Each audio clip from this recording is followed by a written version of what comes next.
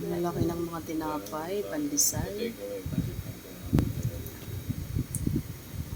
Coffee time. Suman.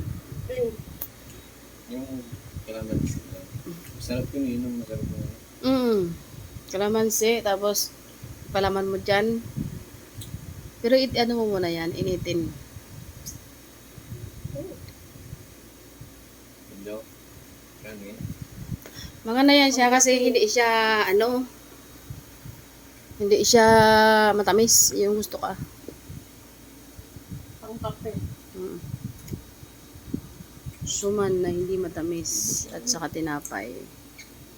With coffee. Harap to sa kape.